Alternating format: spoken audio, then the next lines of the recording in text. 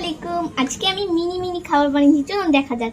প্রথমেটা বানিয়েছি পিৎজা, তারপরে হলাম এটা পানি, তারপর ছোট্ট একটা সস, আর এখানে ফ্রেঞ্চ ফ্রাই এবং বার্গার। অনেক মিনি মিনি। তুমি এগুলো কিভাবে বানাইছো?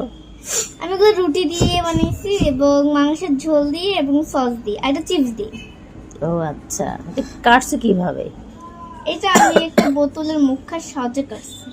ও আচ্ছা, চিকেন তো ছিল, চিকেন দিলে কিন্তু আরো ভালো হতো। চিকেন দিছি ভিতরে। ও আচ্ছা, চিকেনও দিছো, দেখি তো একটু দেখো আমাদের।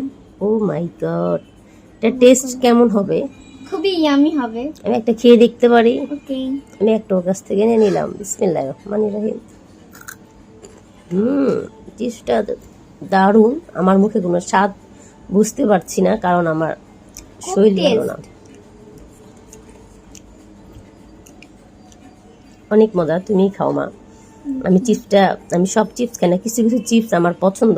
আর একটা মাছিও দেখেন চলে আসছে আমার মেয়ের সাথে পার্টি করবে। একটা মিনি ব্লগ নাকি, একটা মিনি খাবারের সাথে একটা মিনি ব্লগ আপনাদের সাথে শেয়ার করলাম।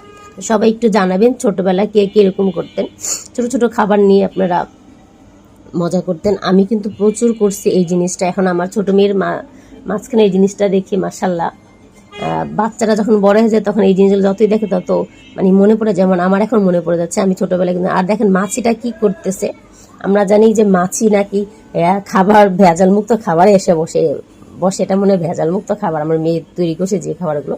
সবাই ভালো থাকবেন, সুস্থ থাকবেন, দোয়া করি। আর আমাদের জন্য দোয়া করবেন। তুমি খাও আম্মু, তুমি রিভিউ দাও, সমস্যা নেই। আমার ছোট মেয়ে খাচ্ছে। খুবই টেস্ট ফ্রেঞ্চ ফ্রাইটা। বার্গারটা খাও, ও পিজা এটা। আচ্ছা পিজাটা খাও, এখন পিজা খাচ্ছে। আর মাছিটা কি এটাও খুব মজা। তাই এটা অনেক মজা হয়েছে। অনেক মজা হয়েছে। সবাই ভালো থাকবেন, সুস্থ থাকবেন। আল্লাহ হাফেজ।